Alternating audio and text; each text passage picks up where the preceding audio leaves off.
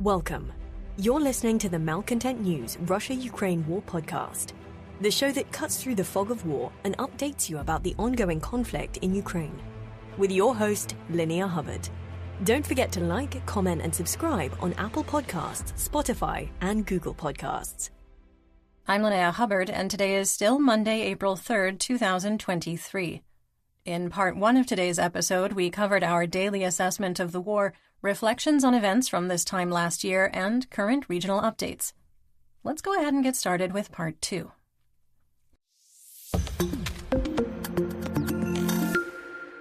Let's talk about the Russian military and mobilization after a quick errors and omissions. A sharp-eyed reader pointed out that the Russian 1A-19 MT-12 100mm anti-tank gun that the Russian Federation Armed Forces appear to be sending to Ukraine does not in fact use the same ammunition as the T-54 T-55 medium-duty tank, or MDT, equipped with the D-10 100mm tank gun. The T-12 anti-tank gun is smoothbore, while the D-10 is rifled. Despite having the same caliber of 100 millimeters, ammunition for smoothbore and rifled barrels are not interchangeable. We deeply appreciate our readers and listeners defending the truth. We had expressed skepticism that the MT-12 anti-tank guns caught on camera were destined for Ukraine because, in the information space, any piece of Russian hardware sitting on a railroad car is claimed to be headed for Ukraine. Another video shows a much larger load of MT-12 guns being moved by rail in Russia.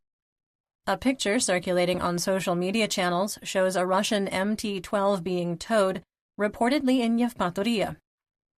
Although the photo is authentic, it's likely old, because neither the anti-tank gun nor the truck have Russian invasion markings. So, in our assessment, the photo is misattributed. With spring conscription ongoing in Russia, a spokesperson of the General Staff of the Armed Forces of Russia, Rear Admiral Vladimir Tsimlyansky, repeated Kremlin claims that no new second wave of mobilization is planned. As we've repeatedly noted, there is no actual need to implement a second wave of mobilization because the State Duma never rescinded the legal decree of September 21st. The Russian Federation has engaged in stealth mobilization through penal colony recruitment, spot mobilization in districts allegedly due to clerical errors or a failure to meet fall 2022 goals, and forced mobilization in Chechnya and the occupied territories of Luhansk, Donetsk, and Crimea. Russian Minister of Defense Sergei Shoigu, during a staged statement among senior military leaders, declared the, quote, amount of deliveries of the most popular ammunition has been determined and the necessary measures are being taken to increase them, end quote. Shoigu claimed that production had been increased, quote, many times, enabling the Kremlin to, quote, fill the tasks set by President Putin. Russian mill bloggers pounced, with those who repeat Kremlin talking points cheering the announcement, speculating that there would be a return to the same number of shells available in the spring of 2022. Others derided the claim, like our favorite FSB colonel, convicted war criminal, Kremlin pariah, and failed Mobik Igor Strelkov-Girkin, who responded, quote, I love stupid officialdom. The fools themselves do not understand what they say and write. It seems to be great, right? Even if they increased it by only 2 times, is it bad? The consumption of precision-guided munitions compared to peacetime has increased not by times, but by orders of magnitude. But I understand this, and the electorate will swallow it. Many deep people are already asking a simple question. If everything is so good and great with us, end quote. Girkin wasn't done, announcing the formation of the, quote, Club of Angry Patriots, which includes Pavlo Hubariev, a Donetsk People's Republic collaborator, and propagandist Maxim Kalashnikov, among others. In a video posted on YouTube, though not for long, Emo Girkin said, quote, unfortunately, the situation on the contact line, which the media glosses over in every possible way, has an extremely negative impact on the situation throughout the country. I'm not afraid to say that we are heading toward military defeat. We entered a long, protracted war for which our economy was completely unprepared. Our army and political system were not ready for it either." End quote. President Putin signed a decree outlining the Russian Federation's updated foreign policy approach. The main provisions outlined on the Kremlin website include 1.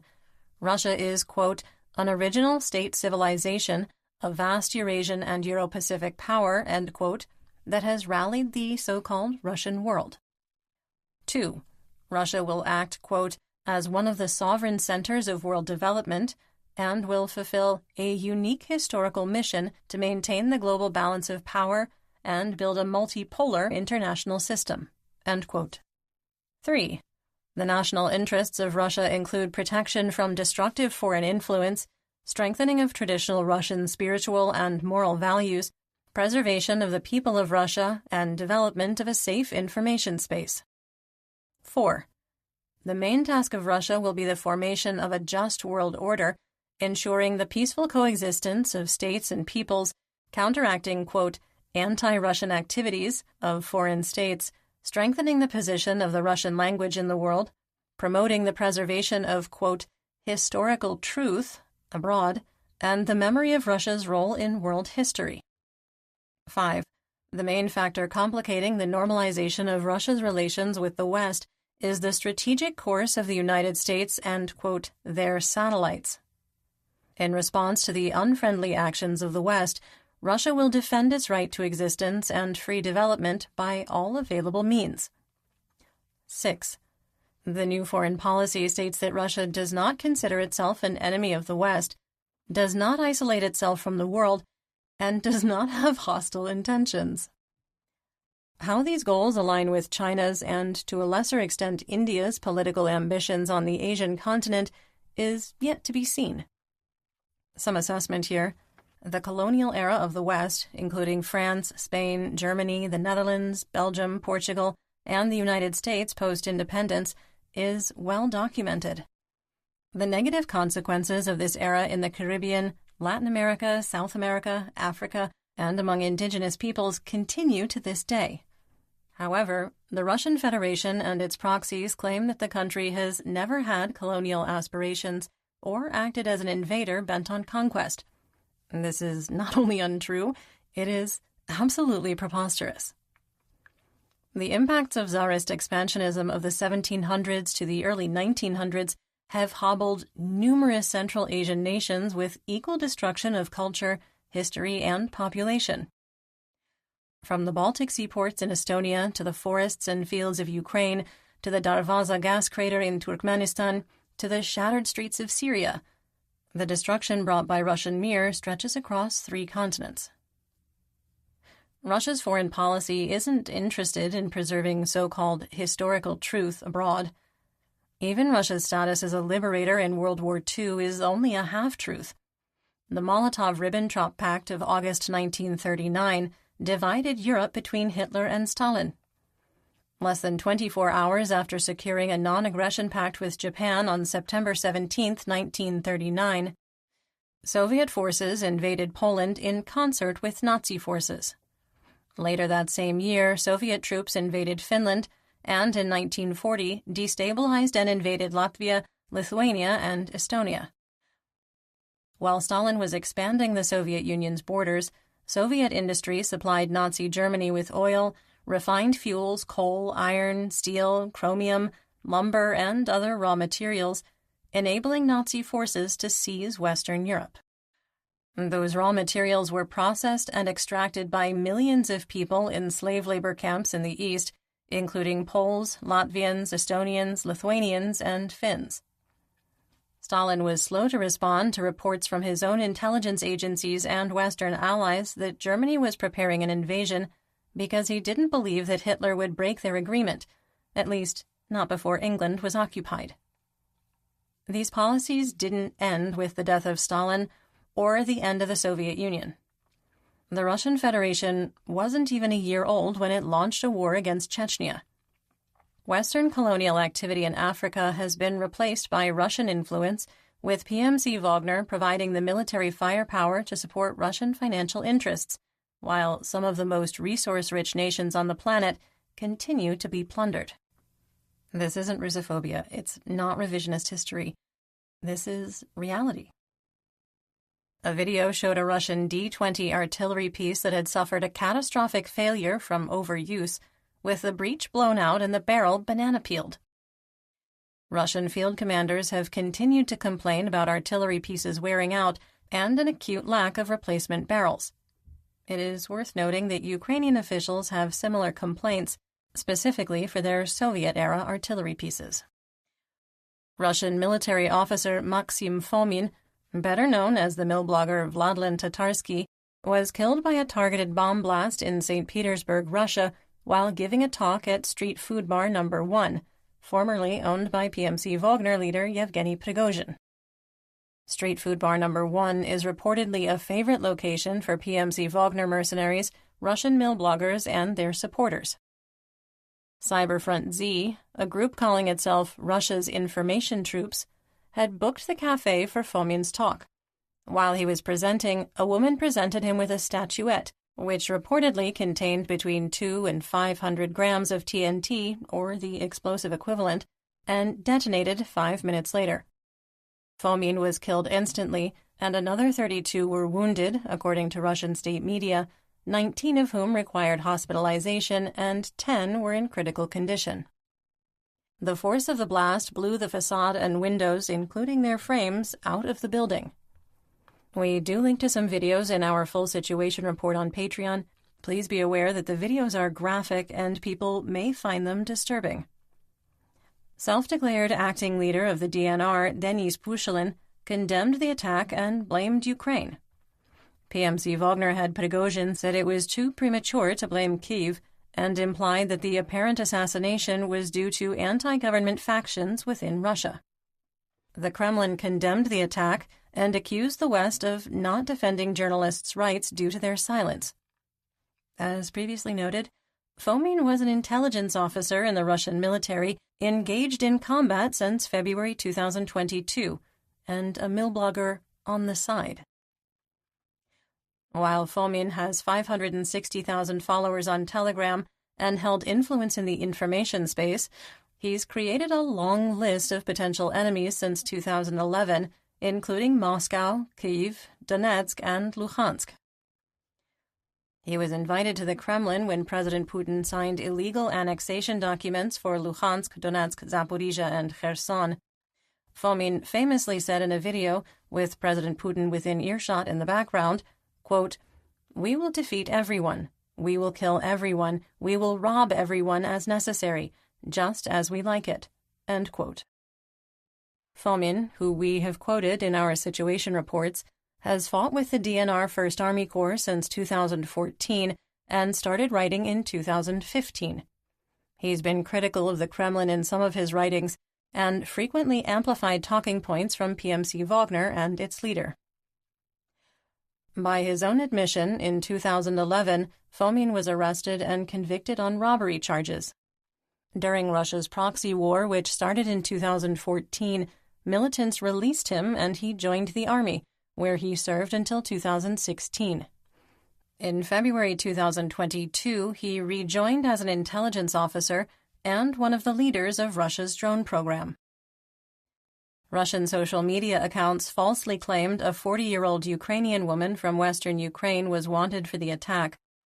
The Russian Interfax news agency reported that Daria Trepova of St. Petersburg, Russia, and her husband, Dmitry Rylov, a member of the Russian Libertarian Party, were wanted and refuted earlier claims that the pair had been arrested. Fomin's seventh-to-last Telegram post, less than 24 hours before his death, was of 2 PMC Wagner mercenaries defiling the body of a Georgian volunteer who had been fighting for Ukraine. Some assessment. Fomin's list of allies and enemies are equally long. There's not enough information to determine who is responsible, and it's unlikely that any accused party will be honest and transparent. The Russian Deputy Minister of Industry and Trade of the Russian Federation, Ekaterina Priazheva, speaking at a meeting of the Council on Health, told the group that the average age of Russian soldiers fully disabled due to the so-called special military operation is 27. She expressed concern about long-term economic output and the social costs of caring for the growing number of disabled men. Everything is going to plan.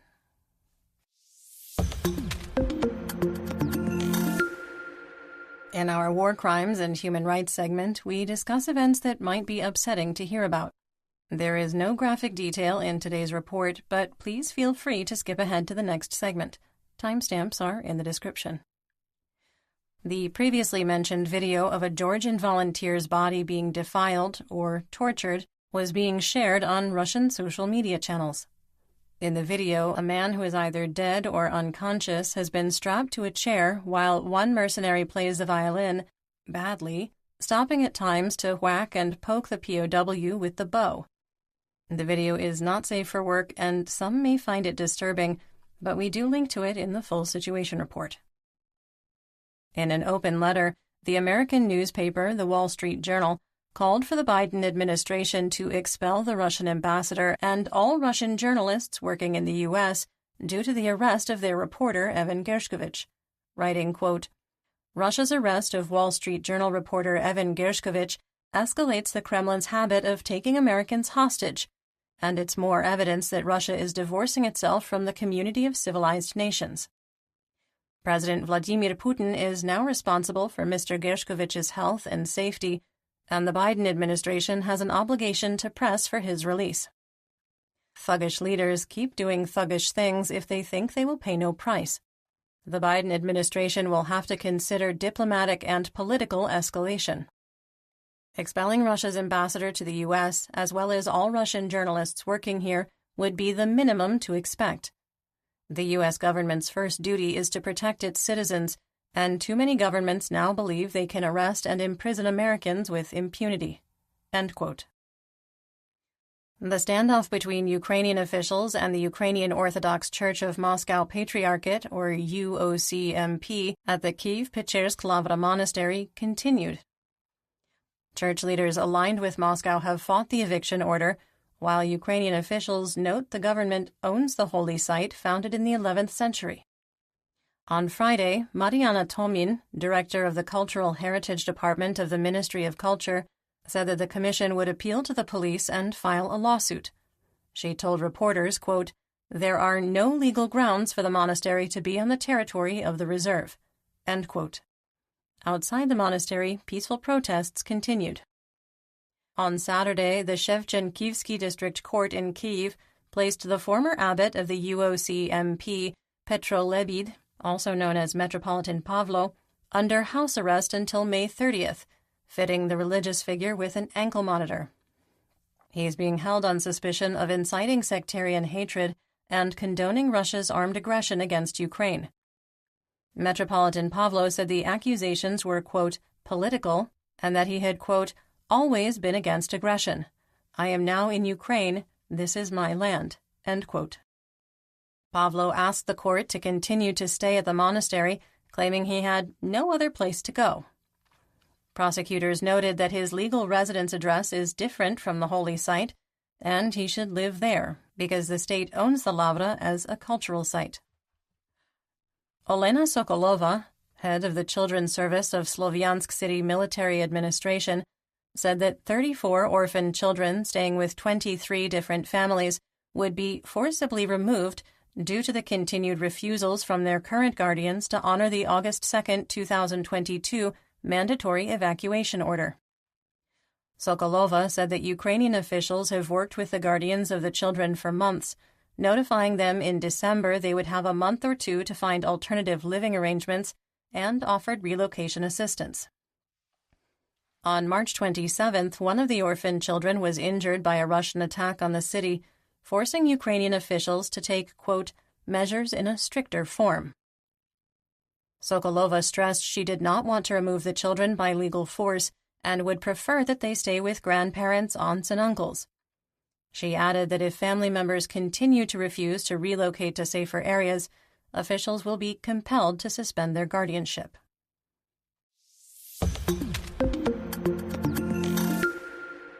In geopolitical news, on March 29th, and with little fanfare or coverage, the Federal Council of Switzerland voted to adopt all 10 sanction packages enacted by the European Union, a surprising decision from the historically neutral country. Ukrainian President Volodymyr Zelensky thanked Swiss officials, saying, quote, "Only in unity can we preserve peace as the basis of international relations, and I thank Switzerland for the relevant decisions." End quote. Permanent representatives of all EU member states visited Ukraine on March 30th. The visit was organized on the symbolic 400th day since the full-scale invasion.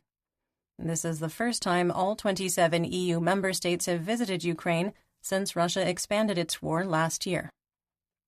Spanish Prime Minister Pedro Sánchez is in China on a state visit and reportedly plans to address the Russia-Ukraine war with Chinese President Xi Jinping to take a more European side.